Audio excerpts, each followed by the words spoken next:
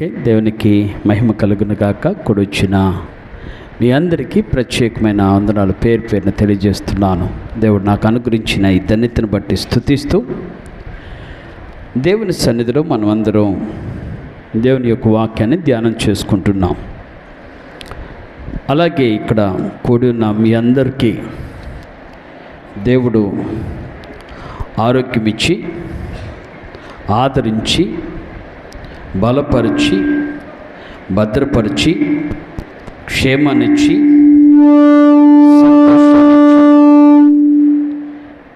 దయ చూపుతూ నడిపిస్తున్న దేవాతి దేవునికి ఒక్కసారి చేతులెత్తి స్తుతులు చెల్లిద్దాం.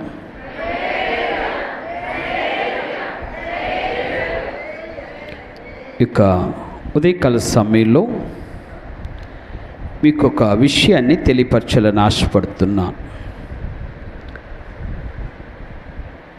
దావీదు కాలాన్ని కనుక మనం పరిశీలన చేస్తున్నప్పుడు దావీదు కాలంలో ప్రవక్తులు ఉన్నారు, రాజులను దేవుడు ఏర్పాటు చేశాడు, మంచి మంచి యాజకులు ఉన్నారు, సాదోకు లాంటి యాజకులు, గొప్ప గొప్ప వారు ఉన్నారు, విశ్వాస వీరులు, విశ్వాసంలో బలమునొందిన వారు. అలా చెప్పుకుంటూ పోతే ఇశ్రాయేలీలో గొప్ప ఉజ్జీవాన్ని రగిలించినటువంటి దినాలవి, గొప్ప ఉత్తేజాన్ని కలిగించినటువంటి దినాలు. ఎందుకంటే వారితో మందస్సం ఉంది, వారి నమ్మకము ఈ మందస్సముతో ఎక్కడికి వెళ్ళినా దేవుని యొక్క విజయాన్ని చూస్తామనేటువంటి ఆశ కలిగి జీవించారు. కానీ విచిత్రం ఏమిటంటే అంత ఉన్నా కూడా, అంతమంది ఉన్నా కూడా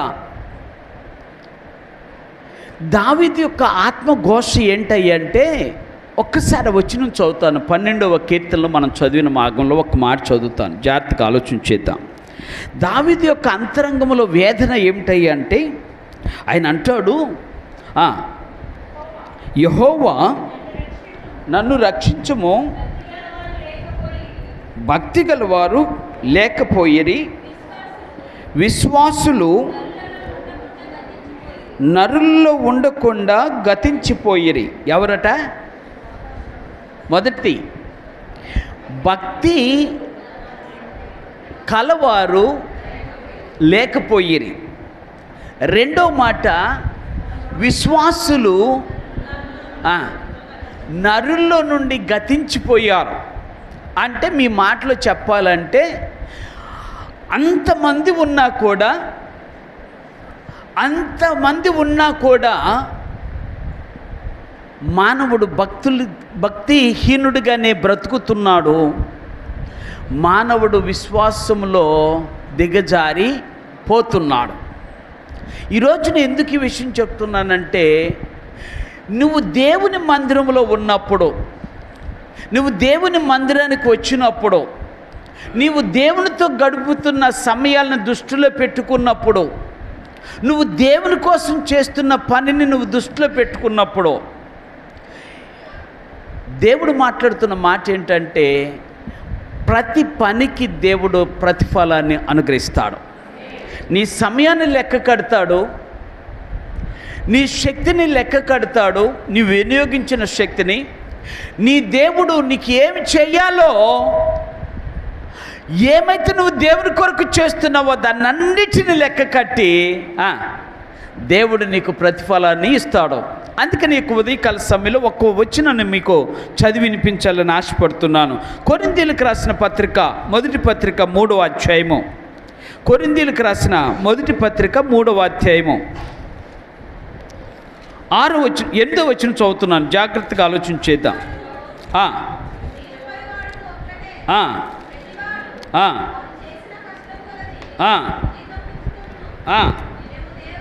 చాలు. ప్రతివాడు తాను చేసిన కష్టము కొలది ఏం దొరుకుద్దట? అర్థమవుతుందా మీకు? ఏం దొరుకుద్ది? అందుకనే కష్టం పడతలేదు, అందుకనే దరిద్రులు నమ్ముతున్నాం.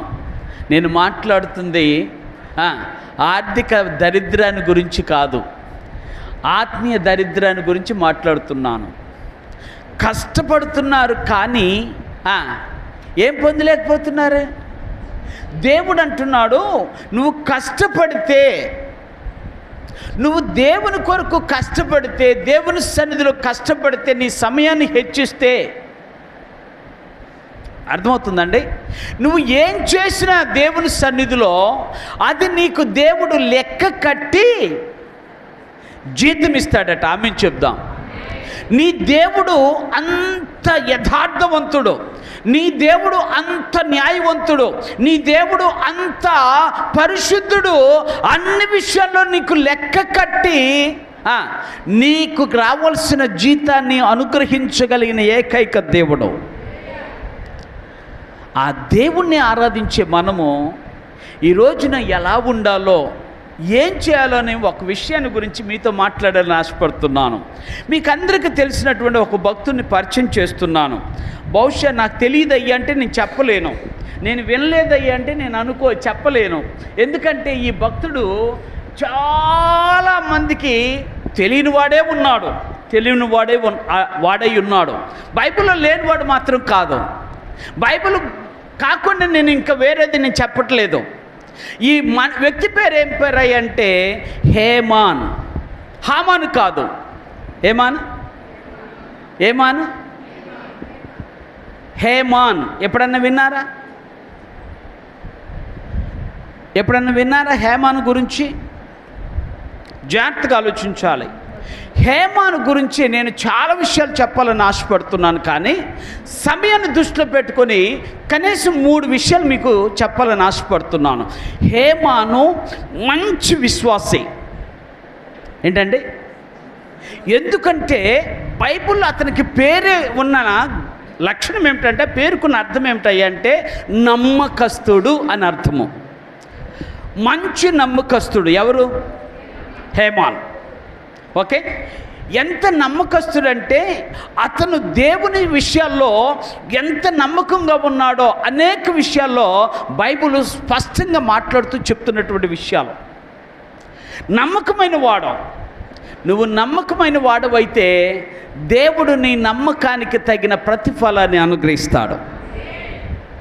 రైట్? నమ్మకమైన వాడు యథార్థంగా జీవించాడు. ఆయన ఇంకొక మాటలో చెప్పాలంటే రాజుగారికి దేవునికి మధ్య వర్తిగా ప్రవక్తగా జీవించాడు. రాజుగారికి దేవునికి మధ్య ప్రవక్త. అయ్యా హేమాన్, దేవుడు ఏమన్నా నీతో చెప్పాడా?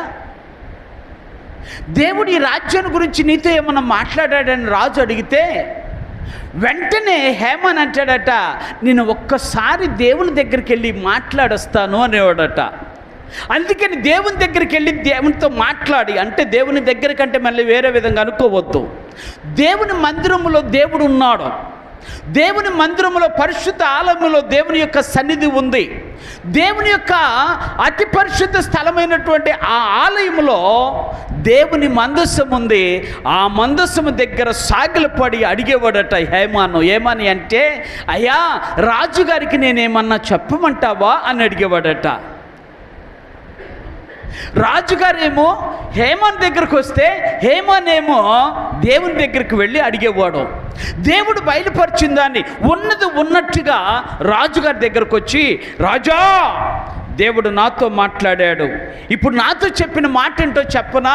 నువ్వు జాగ్రత్త పడితే నువ్వు ధన్యుడు అవుతావు, విశ్వాసాన్ని కాపాడుకుంటే నువ్వు ధన్యుడు అవుతావు, నిజ జీవితంలో యథార్థతను కనుక నువ్వు కాపాడుకుంటే నువ్వు ధన్యుడు అవుతావు అని చెప్తే, ఇప్పుడు చెప్తా మీకు అర్థమవుతుంది. అందరూ విశ్వాసులు గతించిపోతున్న సమయంలో, భక్తిహీనులు కూలిపోతున్న సమయంలో దేవుడు దావీదు లాంటి భక్తిపరుని లేపాడు, దావీదు లాంటి విశ్వాసిని లేపాడు. దేవుడు దావీదును జ్ఞాపకం చేసుకొని తన జీవితంలో ఎక్కడ ఎన్ని ఒడిదుడుకులు వచ్చినా కూడా దేవుణ్ణి మాత్రము హత్తుకొని జీవించిన ఏకైక రాజు దావీదు. కారణం ఏమిటో చెప్పనా?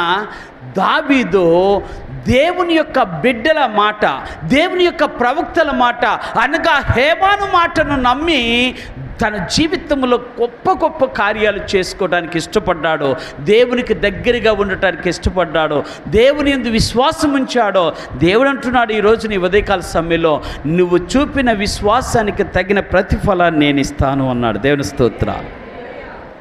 నువ్వు చూపిన విశ్వాసానికి నేనేమిస్తాను? ప్రతిఫలం ఇస్తాను. లెక్క కట్టి నువ్వు దేవునితో ఉన్న ఆ సమయాన్ని లెక్క కట్టి నువ్వు దేవుని కోసం చేస్తున్న ఆ పనిని గురించినటువంటి వ్యయము కానీ ఏదన్నా కానీ ప్రయాసము కానీ అయితే దాన్ని లెక్క కట్టి నీ దేవుడు నీకు బహుమానంగా ఇవ్వటానికి సిద్ధంగా ఉన్నాడు. అందుకే ఆయనకు ఇంకొక పేరేంటో చెప్పనా? ఆయన అన్యాయస్తుడు కాడు, ఎవరి రుణాన్ని ఉంచుకునేవాడు కాదు. మనం పెట్టుబడి పెడతలేదు కానీ, డిపాజిట్ వేయట్లేదు కానీ, డబ్బులు రాసుకోవటానికి మాత్రమో ఎక్కడికి వెళ్తున్నావు? విత్డ్రా ఫాములు తీసుకొని బ్యాంకుల్లోకి వెళ్తున్నావు, దేవుని బ్యాంకుల్లోకి. ఏం చేయకుండా డిపాజిట్ చేయకుండా. రైట్? ఇస్తాడా బ్యాంక్ అయినా? అదేంటి డబ్బులు లేవా బ్యాంకులో? ఉన్నాయి కదా, మరి ఎందుకు ఇవ్వడు నీకు?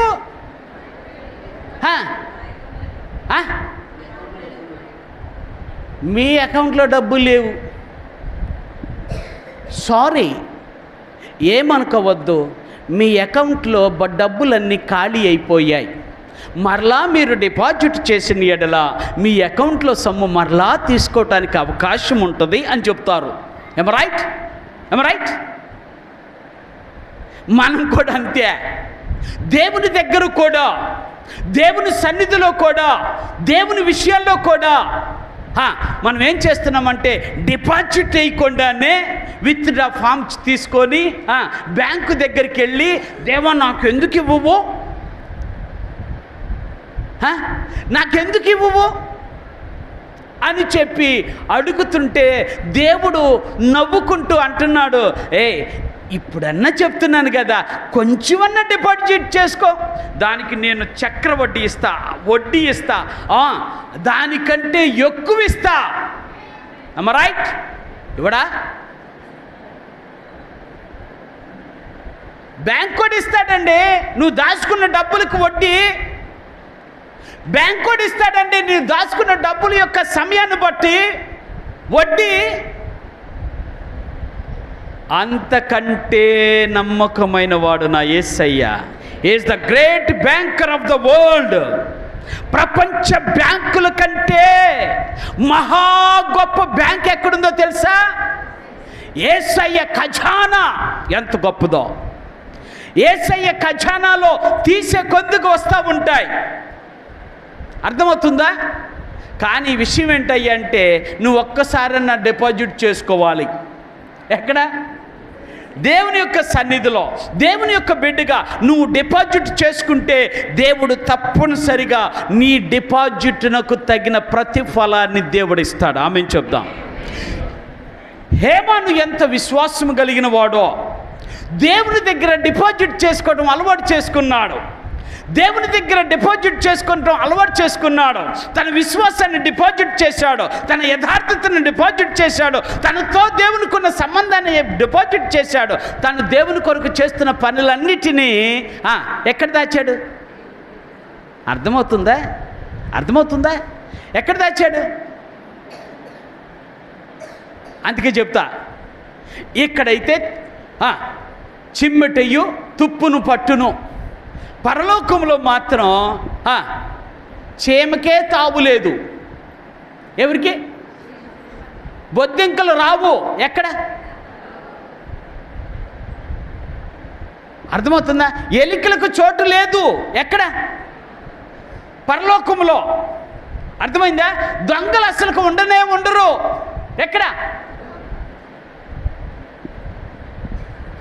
అంత పరలోకపు మహాపట్టణాన్ని గురించిన ఆలోచన నీలో రాకపోతుంది అంటే నువ్వు ఇంకా దేవుని దగ్గర డిపాజిట్ చేయవలసినవి డిపాజిట్ చేయలా. విత్డ్రా ఫామ్ తీసుకొని బ్యాంకు దగ్గరికి వెళ్ళినట్లు దేవుని దగ్గరికి వెళ్ళకో. దేవుడు సంతకం పెట్టాలి. అర్థమైందా? ఏం పెట్టాలి? నీ సంతకం ఒకటి సరిపోదు. ఎవరు పెట్టాలి? బ్యాంకులో డబ్బులు రావాలంటే బ్యాంకు మేనేజర్ సంతకం పెట్టాలి. ఆయన పెట్టడానికి ఆలోచిస్తున్నాడు. అందుకనే కంప్యూటర్ దగ్గరికి వెళ్ళి టక నీ నెంబర్ కొడితే ఆ నెంబర్లో వచ్చింది విషయం ఏంటయ్యా అంటే, నీ బ్యాంకు ఖాతాలో డబ్బులన్నీ అయిపోయాయి, దయచేసి డబ్బులు తీసుకోవటానికి అవకాశం లేదు అన్నాడు. అర్థమైందా? దేవుడు కూడా అంతే అంటున్నాడు. దేవుడు కూడా అలానే అంటున్నాడు. ఈ రోజున నీ విశ్వాసాన్ని దేవుని సన్నిధిలో ఖాతాలాగా డిపాజిట్ కనుక చేసుకోగలిగితే, నా దేవుడు చెప్తున్నటువంటి మాట, నీ విశ్వాసానికి తగిన ప్రతిఫలం దేవుడు తప్పనిసరిగా ఇస్తాడు. హేమానుకి ఇచ్చాడు. ఆ ప్రతిఫలం ఏంటో తర్వాత చెప్తాను. మొదటిగా తన విశ్వాసాన్ని కాపాడుకున్నాడు, తన విశ్వాసం అని నిరూపించుకున్నాడు. తన విశ్వాసము దేవునితో ఉన్న బంధాన్ని గురించినటువంటి అవగాహన అద్భుతమైనదిగా కనిపించుకునేటట్టుగా చేసుకున్నాడు. అందుకనే హేమాన్ అంటేనట దావీదు రాజునికి మహా ఇష్టమట. దేవుని స్తోత్రాలు. దావీదు రాజుకి అర్థమవుతుందా ఎవరంటే? ఎందుకంటే ఆయన దావీదు రాజు హేమాన్ని పిలిచి, హేమాన్, దేవుడు ఏం చెప్తాడో నాకు ఒకసారి చెప్తా ఉండు. ఏ తప్పు చెప్పినా కూడా, ఒకవేళ దేవుడు నా గురించి ఏ శాప వచనాలు పలికినా కూడా వాటిని దాయొద్దు. ఎందుకంటే అవి సరిచేసుకునే సంస్కారం నాలో ఉంది. సరిచేసుకుంటా దేవుని సన్నిధిలో చక్కగా నిలబడతా. నువ్వు నాకు చెప్పకుండా ఉంటే సరిచేసుకున్నాయా అంటే హేమాను యథార్థంగా ఉన్నాడట. అందుకని యొక్క ఉదయకాల సమయంలో మీకు కొన్ని వచనాలు చదివి నేను ముగిస్తాను. త్వరగా పరిశుద్ధ గ్రంథంలోకి వెళదాం. హేమాను యొక్క చరిత్రను ఆధారం చేసుకొని, హేమాను యొక్క జీవితాన్ని ఆధారం చేసుకొని, హేమాను యొక్క భక్తి జీవితాన్ని ఆధారం చేసుకొని, ఆయన ఎవరో ఏంటో అనే విషయాన్ని గురించి భక్తుడైనటువంటి దినవృత్తాంతాల గ్రంథము, ఎజ్రా రాసినటువంటి దినవృత్తాంతాల గ్రంథము 25వ అధ్యాయము నేను కొన్ని వచనాలు మీకు చెప్పాలని ఆశపడుతున్నాను. అది 5వ వచనం చదువుతున్నాను. వీరందరూ దేవుని వాక్య విషయంలో రాజునకు దీర్ఘదర్శియగు హేమాను యొక్క కుమారులు, హేమాను సంతతిని గొప్ప చేయుటకై దేవుడు హేమానునకు 14 కుమారులను 3 కుమార్తెలను అనుగ్రహించియుండెను. వీరందరూ ఆసాపునకును యెదుతునకును హేమానుకునకును రాజు చేసిన కట్టడ ప్రకారము యెహోవా ఇంటిలో తాళములు స్వరమండలములను సితారలను వాయించుచు గానము చేయుచుండిరి. అక్కడ చేతి కింద అక్కడ ఆగిపోతున్నా. ఓకే, ఎవరు వీళ్ళు అంటే ఇప్పుడు చెప్తున్న జాగ్రత్తగా. మొదటి హేమాను తన యొక్క నామానికి తగినట్టుగా విశ్వాస జీవితాన్ని యథార్థముగా కొనసాగించిన వాడు హేమాన్. తన విశ్వాస జీవితాన్ని యథార్థముగా కొనసాగించిన వాడు, విశ్వాసాన్ని డిపాజిట్గా దేవుని దగ్గర పెట్టినవాడు ఎవరు? హేమాన్. రెండో విషయాన్ని గురించి మనం ఆలోచన చేస్తే, హేమాను దేవునికి మంచి ఆరాధికుడు. ఎవరు? రైట్? విశ్వాసులు మాత్రమే ఆరాధిస్తారు అనుకోవద్దు. రైట్? దేవుణ్ణి నమ్ముకున్న వారే ఇక్కడ ఆరాధిస్తున్నారని అనుకోవద్దు. ఇక్కడికున్న వారందరూ దేవుణ్ణి ఆరాధించేవారని అనుకోవద్దు. ఎందుకు ఆరాధన అంటే దేవత దేవుడు సెలవిచ్చినటువంటి ఒక మాట ఏంటంటే, యోహాను సువార్త 4వ అధ్యాయం 24వ వచనంలో చెప్తా అంటాడు, ఆయన ఆత్మ గనుక ఆయనను ఆరాధించువారు ఆత్మతో సత్యముతో ఆరాధించాలి. నీలో నాలో సత్యం లేకపోతే నీ ఆరాధన, నా ఆరాధన దేవుని దృష్టికి అంగీకారము కాలేదు. నీలో నాలో ఆత్మ లేకపోతే నువ్వు చేసిన ఆరాధన, నేను చేసే ఆరాధన దేవునికి అంగీకారమైనది కాదు. దేవునికి అంగీకారమైనది కాదు. ఇప్పుడు చెప్పాలి, మీరు మీ మనసులోనే అనుకోండి. ఇప్పుడు నేను చేస్తున్న ఆరాధన, నా దేవునికి నేను చేస్తున్న ఆరాధన, నా దేవుని సన్నిధిలో నేను చేస్తున్న ఆరాధన ఆయన దృష్టికి విలువైనదేనా? సత్యముతో కూడినదేనా, ఆత్మతో కూడినదేనా అయితే డిపాజిట్ నువ్వు చేసుకున్నట్టే దేవుని ఖజానాలో. ఒకవేళ కాకపోతే దేవుని ఖజానాలో నీకు ఏమి లేదు, డిపాజిట్ లేదో, ఇక మిగతావి రావు. అర్థమైందా? డిపాజిట్ ఉంటేనే వడ్డీ వస్తుంది, డిపాజిట్ ఉంటే చక్ర వడ్డీ వస్తుంది, డిపాజిట్ ఉంటే తీసుకోవటానికి ధైర్యం వస్తుంది, సంతకం పెట్టిన విలువ వస్తుంది. ఏమ రైట్? లేకపోతే లేదు. ఇప్పుడు నువ్వు దేవుని సన్నిధిలో ఉంటున్నావు కదా, దేవుని ఆరాధిస్తున్నావు కదా, దేవుని నామాన్ని మహింపరుస్తున్నావు కదా, విశ్వాసాన్ని తలస్తున్నావు కదా. ఒకవేళ నీవు గనక దేవుని సత్యముతో ఆరాధించకపోతే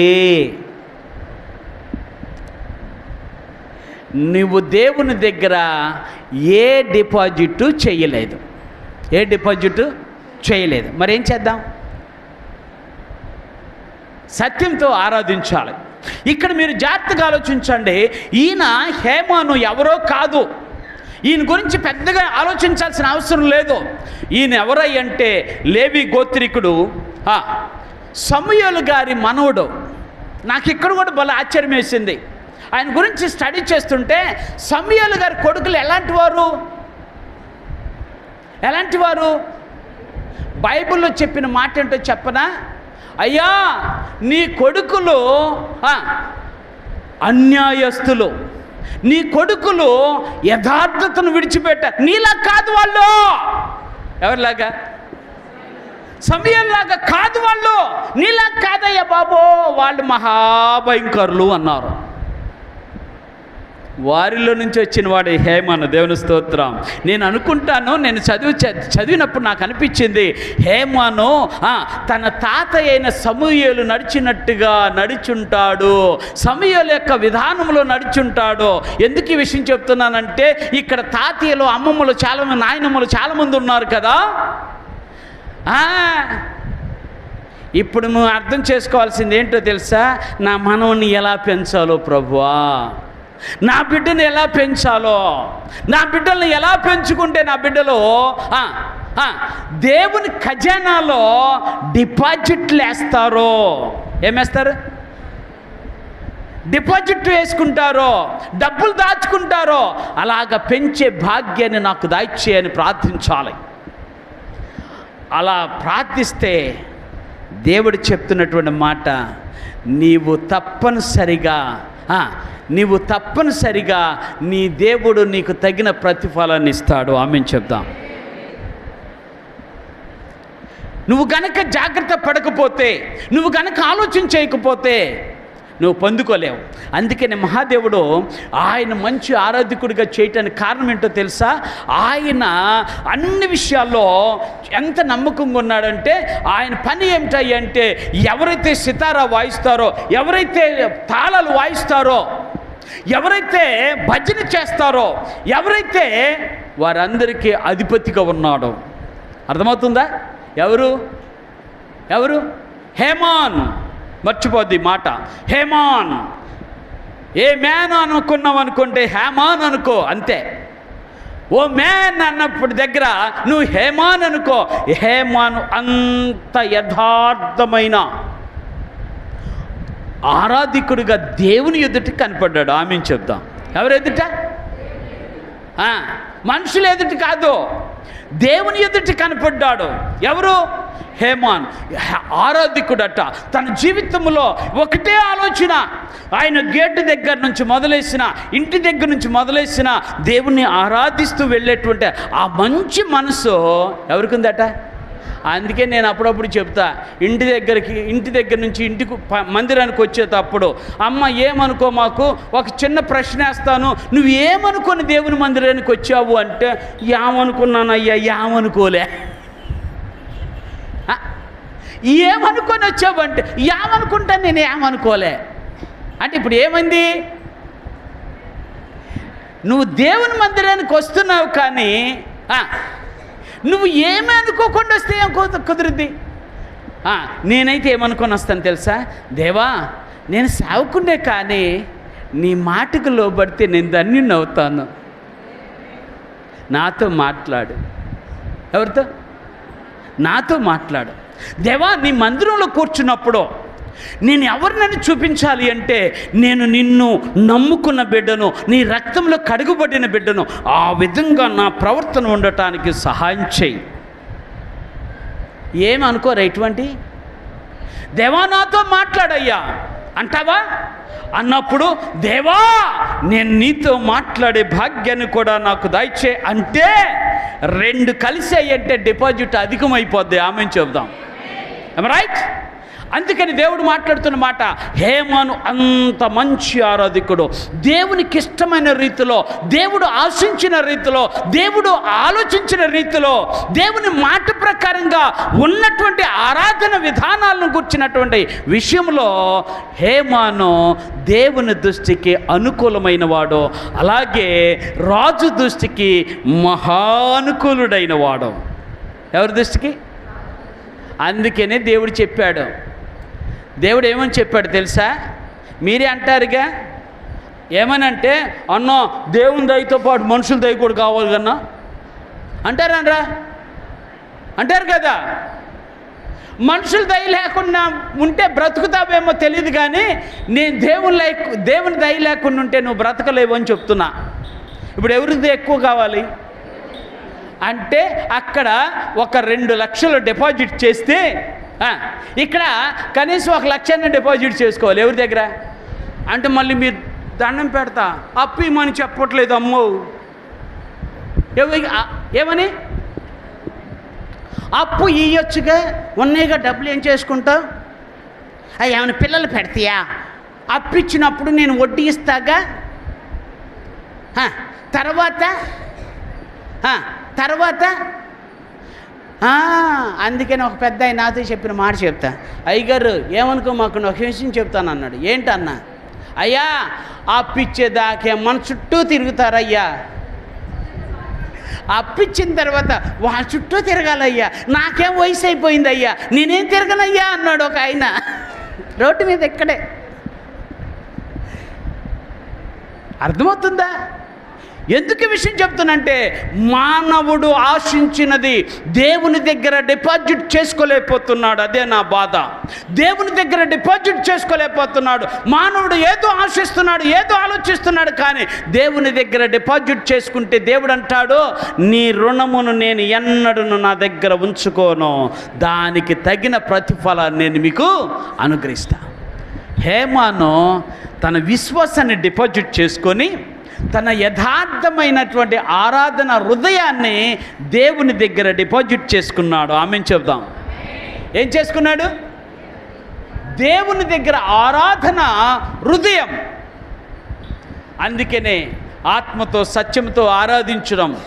ఓకే, ఆత్మలో పాడిదను, మనసుతో పాడిదను. అర్థమవుతుందా? ఆత్మతో ప్రార్థన చేసేదను, మనసుతో ప్రార్థన చేసేదను. నా జీవితం ఈ రెండింటితోనే ముడిపడి ఉందని మహాభక్తులు సెలవిచ్చినట్లుగా ఈ రోజున హేమాను మనతో మాట్లాడుతున్న మాట ఏంటంటే, నువ్వు ఆరాధించేటప్పుడు మనుషులలాగా ఆరాధించుకో, ఒక దేవుని విశ్వాసులాగా, దేవుని బిడ్డగా ఆరాధించడం నేర్చుకో. అది నీకు ఆశీర్వాదము. అది దేవుని దగ్గర, దేవుని ఖజానాలో నువ్వు దాచిన మూలధనము. అది ఎప్పటికైనా నీకు, నీ బిడ్డలకి ఉపయోగపడే. అర్థమైందా? ఇక నువ్వేం చెప్పక్కర్లే. డిపాజిట్ చేసిన తర్వాత ఒక ఫామ్ ఇస్తాడు ఆయన.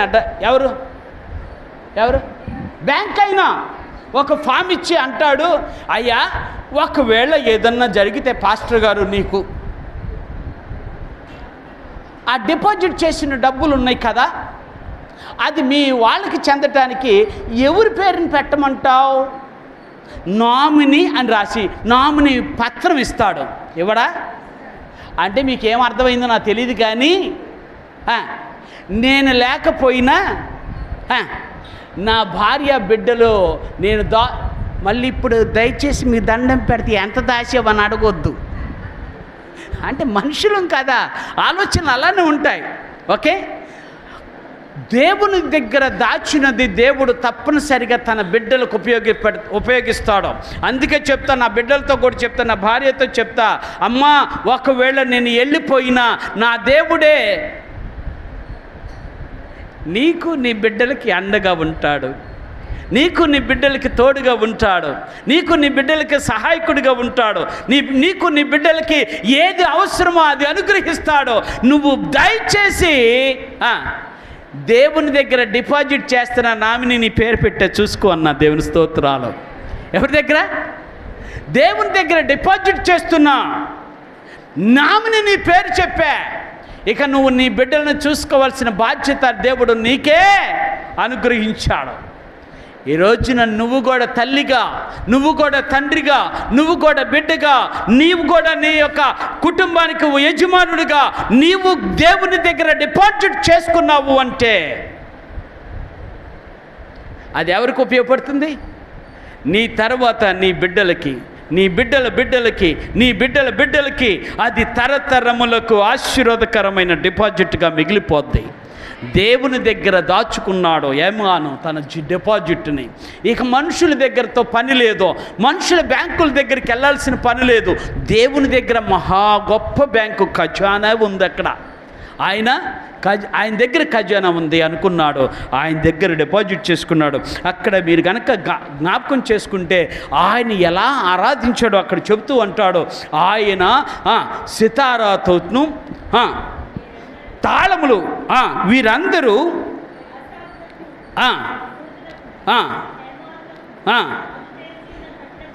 కట్టడం ప్రకారము యెహోవా ఇంటిలో తాళములు, స్వరమండలములు, సితారాలు వాయించుచు గానము చేయుచున్నారు అని రాయబడి ఉంది. దేవుని స్తోత్రాలు. ఎవరు వీళ్ళు? ఎవరు వీళ్ళు? హేమాను కుమారులతో సహితము హేమాను దేవుణ్ణి ఆరాధించడం నేర్చుకున్నారు. తనకొచ్చిన విద్యతో, ఈ మాట మీరు మర్చిపోవద్దు, తనకు వచ్చిన విద్యతో దేవుణ్ణి ఆరాధించాడు. ఏంటిది? తనకు వచ్చిన విద్యతో. మనకు పాటలు పాడటం వచ్చా? పాటలు పాడటం వచ్చు, కానీ పాటలు అయిపోయిన తర్వాత వస్తాము. బైబిల్ చదవటం వచ్చు, బైబిల్ చదివిన తర్వాతే వస్తాము. ఓకే, ఆరాధన చేయటం వచ్చు, కానీ ఆరాధన అయిపోయిన తర్వాతే వస్తాము. ప్రార్థన చేయటం వచ్చు, కానీ ఎవరినన్నా కనుక దేవుడు ప్రేరేపించబడిన వారు ఒక లేచి ప్రార్థన చేయరంటే నువ్వు చెయ్యి. వాళ్ళు ప్రేరేపించబడితే వాళ్ళు చేస్తారంటే, దేవుడు ప్రేరేపించిన వాళ్ళు చేస్తాడంటే ఏమంతా ఎంకసి వస్తుంది. అమ్మా డిపాజిట్ చేసుకోండి.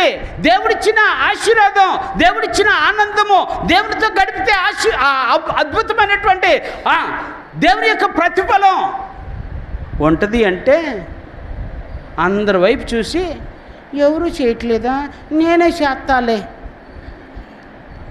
అంటే ఇప్పుడు దీన్ని ఏమంటారు? ఆత్మ ప్రేరేపణ అంటారా? అందరి ముఖాలు చూసి వీళ్ళందరికంటే నేనే గొప్ప కదా అనుకొని ప్రార్థన చేద్దాం. వద్దాను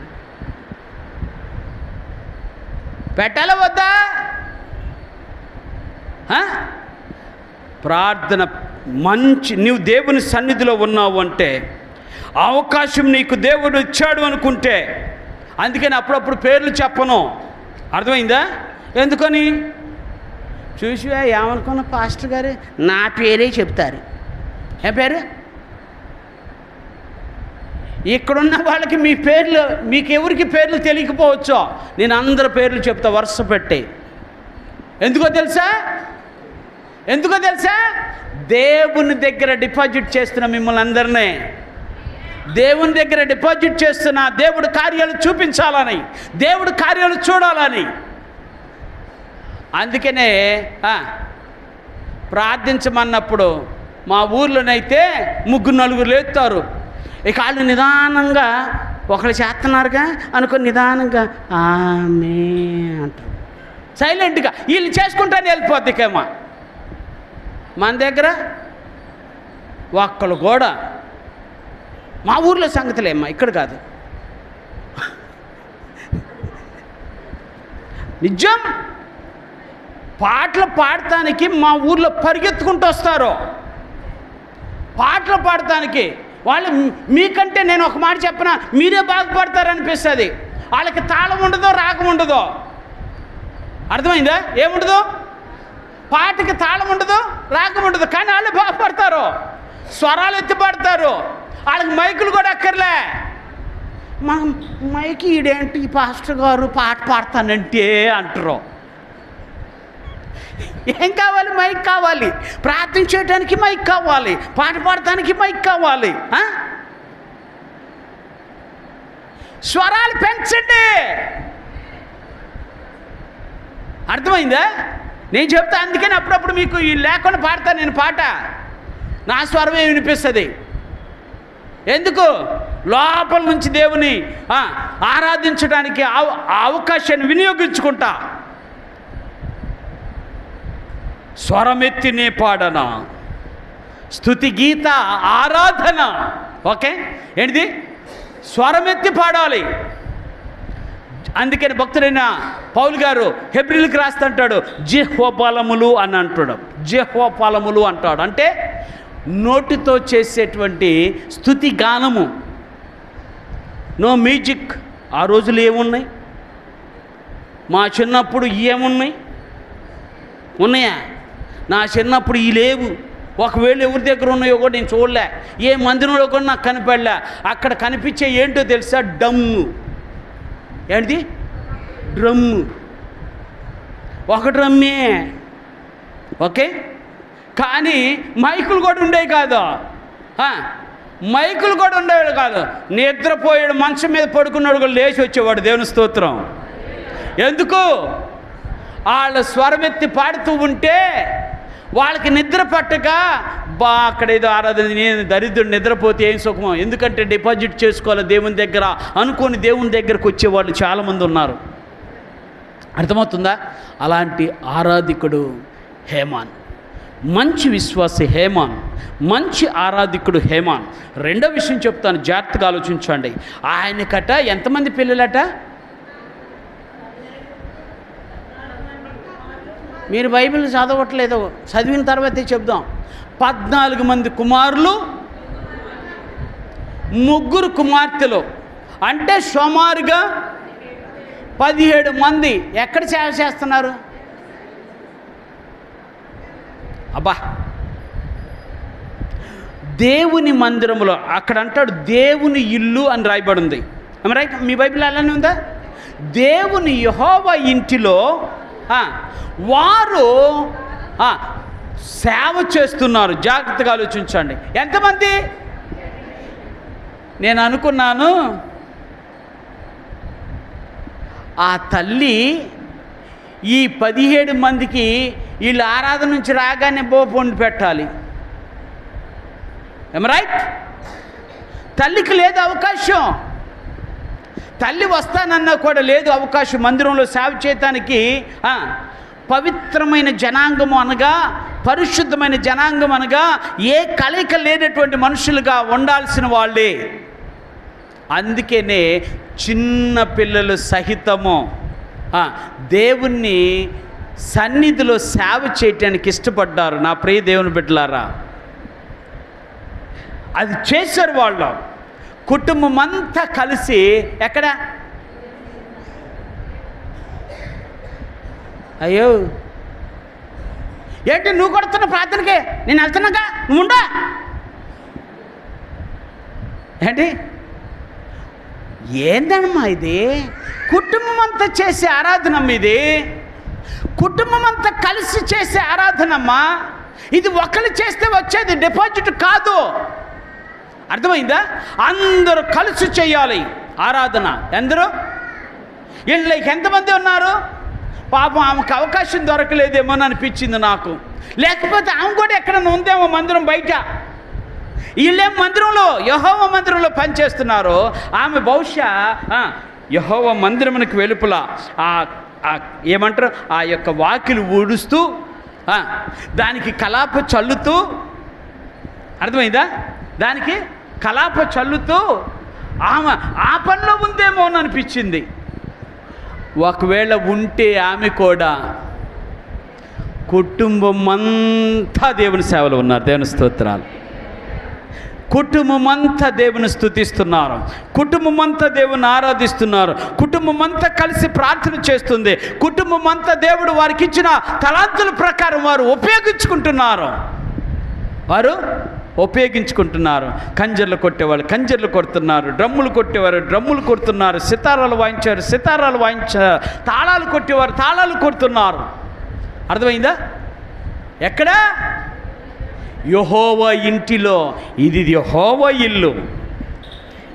ఎవరిల్లు? ఇది ఎవరి ఇల్లు కాదు. ఇది ఎవరిల్లు కాదు. ఇది ఎవరిల్లు? యెహోవా ఇల్లు. ఇక్కడ తండ్రి ఎవరు? యెహోవా దేవుడే. ఓకే, అర్థమవుతుందా? ఆయన ఇంటిలో నిన్ను మాత్రము కేవలం సేవ చేయటానికే పిలుచుకున్నాడు. దేవుని స్తోత్రాలు. అర్థమవుతుందా? టేబుల్ తుడుస్తావా, కుర్చీలు తుడుస్తావా, లేకపోతే డ్రమ్స్ తుడుస్తావా, లేకపోతే ఫ్లోర్ తుడుస్తావా, ఏం తుడుస్తావో కానీ ఎవరి కోసం? నువ్వు చేసిన పని పరలోకపు దేవునిది యొక్క ఖజానాలో డిపాజిట్ చేసినట్టు అవుతుంది. దేవుడు తప్పనిసరిగా అది తీసి నీకు తిరిగి ఇస్తాడు. అదే చెప్పానుగా, నేను లేకపోయినా నామిని పేరుని చూసి నా బిడ్డలకి, నా భార్యకి ఇస్తాడు. మీకు అంతే, నాకు అంతే, అందరికంతే. ఆ దేవుని దగ్గర దాచుకున్నది ఎవ్వడు దొంగిలించలేడు, ఎవ్వడూ పోగొట్టుకోలేడు, ఎవ్వడూ కూడా దాన్ని అర్థమవుతుందా? ఎవడు కూడా దాన్ని విస్మరించలేడు. దేవుడు తప్పనిసరిగా తన బిడ్డలకి అది దాచుంచాడు. నీ బిడ్డలకి నువ్వు దాచినట్టుగానే దేవుడు తన బిడ్డలకు తను దాచుంచాడు. కుటుంబం అంతా కలిసి ఆరాధన చేస్తుంది. దేవుని స్తోత్రాలు. కుటుంబం అంతా కలిసి ఆరాధన చేస్తుంది. దేవుని బిడ్డలమైన మనము అందరం కలిసి ఆరాధన చేస్తే, అందరం కలిసి విశ్వాస జీవితాన్ని కాపాడుకోగలిగితే, అందరం కలిసి దేవుని యొక్క సన్నిధిలో నడవగలిగితే, దేవుని యొక్క వాక్యాన్ని వినగలిగితే, దేవుని కార్యాలు చూడగలిగితే, దేవుని సన్నిధిలో నువ్వు చేసే ప్రతి పనిని బట్టి హేమానుని దీవించిన దేవుడే నిన్ను దీవిస్తాడు. ఆమేన్ చెప్తాం. హేమానుని ఎలా దీవించాడు ఒక మాట చదువుతాం, మీకు అర్థమవుతుంది. అక్కడ చెప్తుంటాడు, చదవండి ఒకసారి. 5వ వచనం చివరి భాగంలో, హేమాను యొక్క కుమారులు హేమాను సంతతిని గొప్ప చేయుటకై దేవుడు హేమానుకు 14 కుమారులు 3 కుమార్తెలు అనుగ్రహించి ఉన్నాడు. ఎవరిని గొప్ప చేయడానికి? అర్థమవుతుందా? అందరినీ. ఇప్పుడు చెప్తా, దేవుని యొక్క పనిలో ఉన్నారు, దేవుడు వారిని గొప్ప చేశాడు. ఆయన ఆ మాటను మీరు జాగ్రత్తగా ఆలోచించండి. ఇంగ్లీష్లోనైతే దీన్ని ఒక మాట దాన్ని తెలుగులో చెప్తున్నాను. ఆయన అతని కొమ్ము లేవనెత్తెను అని రాయబడింది. ఏంటిది? అతని కొమ్మును హెచ్చించెను. ఏమని? ఎవరి కొమ్ముని? హేమాను కొమ్ముని దేవుడు హెచ్చించాడు. అంటే కొమ్ము అంటే అధికారము అని అర్థము, కొమ్ము అంటే ఆశీర్వాదము అని అర్థము. ఓకే, అర్థమైందా? కొమ్ము అంటే దేవుని యొక్క బిడ్డలముగా పొందదగినటువంటి ఆ డిపాజిట్ అని అర్థము. ఓకే, అర్థమవుతుందా? దేవుడు ఎంత గొప్పోడో. ఇప్పుడు ఏమేం చేశాడు? హేమాను బట్టి హేమాను కుటుంబం దీవించబడింది. ఆమెను చెప్దాం. హేమానును బట్టి హేమాను సంతతి గొప్ప చేయబడింది. ఆయన కొమ్ము హెచ్చించబడింది. హేమాను బట్టి తన బిడ్డలు ఆశీర్వదించబడ్డారు. గుండి మీద చెయ్యేసుకొని, నన్ను బట్టి నా బిడ్డలు ఆశీర్వదించబడ్డారు అని చెప్పిన నీవు దేవుని యొక్క దృష్టిలో విలువైన ఆరాధికురాలువి, విశ్వాసువి, దేవుని యొక్క ఖజానాలో డిపాజిట్ చేసుకున్న ఏకైక దేవుని బిడ్డవి. అలాగ చేసుకున్న వారిని దేవుడు ఒక దినాన గొప్ప చేస్తాడు.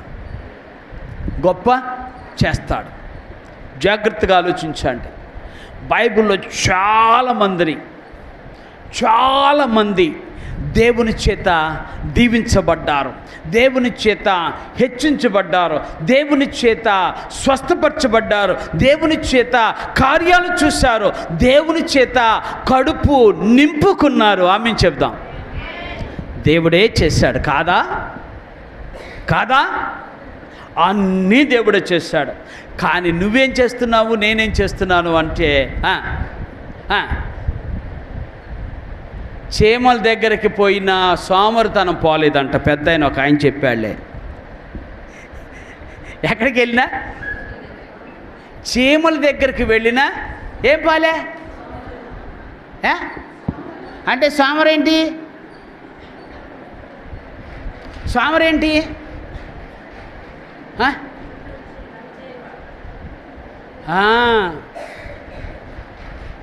తిండి దగ్గరకు వచ్చి అమ్మ అన్నం పెట్టింది తినరా అంటే, ఏ అమ్మ ఖాళీగా ఉన్నావా? ఉన్నానరా. మరి తినిపించరా అది కొద్దిగా. పూరిని తుంపలు తేగ. అటువంటి వాళ్ళు లేరు అనుకుంటున్నారా? బొచ్చుడు మంది ఉన్నారు. ప్రేమతో తల్లి పెట్టింది వేరు, కానీ ఆ ప్రేమను కూడా బలంతనం లాక్కొని నాకే కావాలి. మరి వాళ్ళు ఏమవుతారా? ఇద్దరు కొడుకులు ఉంటే నీకు ఒక్కరికే పెడితే ఇంకొక కొడుకు ఏమంటాడు? ఇద్దరు కూతుళ్ళు ఉంటే ఒక్క కూతురికే పెడితే ఇంకొక కూతురు ఏమంటుంది? నువ్వే నేర్పుతున్నావు. ఏమని? నీకు ఆడంటే నీ ఇష్టం లేమ్మా, నానంటే ఆడ ఇష్టం నీకు. అది నువ్వు నేర్పడం కాదా? నువ్వు చెప్పడం కాదా? ఏంటి అంత సైలెంట్ అయిపోయారు? నువ్వే నేర్పించావు. వీడు ఏం చేస్తాడు తెలుసా? సైకాలజీ చెప్తున్నా. వీడేం చేస్తాడు చూసావా? మా అమ్మ నన్ను మా తమ్ముడిలాగా చూడటలే, మా చెల్లిలాగా చూడటలే, మా అక్కలాగా చూడటలే, నన్ను ఒకలాగా మా అక్కను ఒకలాగా, నన్ను ఒకలాగా, మా అన్నను ఒకలాగా చూస్తుంది. అవసాన దశ వచ్చినప్పుడు ఆడు చూసినోడు కనపడ్డు. నువ్వు చూసివా? తిన్నానా, ఇంకొక ముద్ద తిన్నానా, బాగా తిన్నానా అని చెప్పి పెట్టివే, ఆడు కనపడ్డా. నిజం చెప్తున్నా.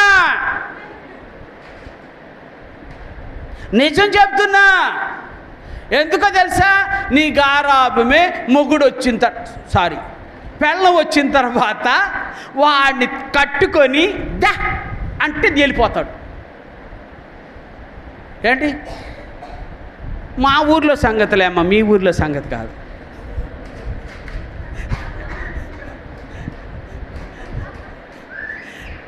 అట్లా ఉంటుంది విషయాలు.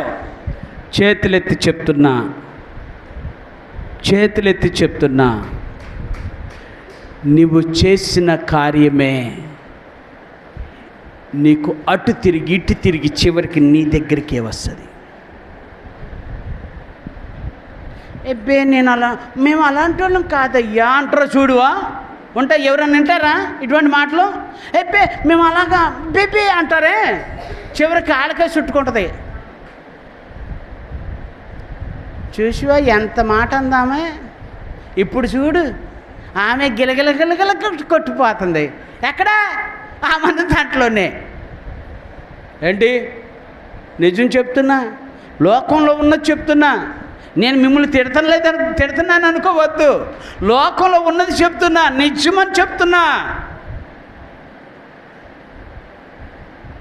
ఇప్పుడు మాట్లాడమను ఆమెని. ఇది జరిగిన తర్వాత మాట్లాడమను అంటుంది పక్కనమ్మా. అంతకుముందు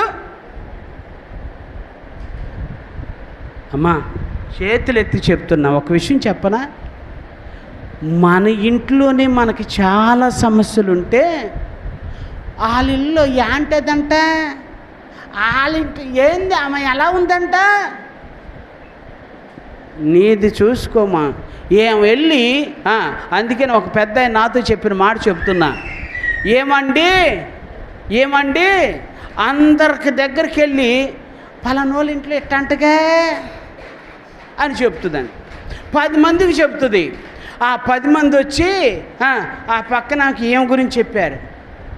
ఈమె వెళ్ళి ఒక ఆమె 10 మందికి చెప్పింది. ఆ పక్కనవా 10 మంది వచ్చి ఆమె పక్కన చెప్తే ఏమో ఇంకో 10 మందిని జాయిన్ చేసింది. మన గ్రూప్ మామూలు గ్రూప్ అనుకున్నామా? ఏం గ్రూప్ మంది, ఏం గ్రూప్ మంది మీకు తెలీదా? డాక్రా గ్రూపు. అవును కదా? ఏం 10 మందిని నిలబెట్టుకొని 10 మందిని తయారు చేసుకొని 10 మందితో వ్యవహారం చేస్తుంది. ఆమె 10 మందిని తయారు చేసి ఆమె 10 మంది. ఇక దీనికి గవర్నమెంట్ వాళ్ళు ఏం పెట్టారు? డ్వాక్రా గ్రూపు. ఇప్పుడు జనం ఏమంటున్నారు తెలుసా?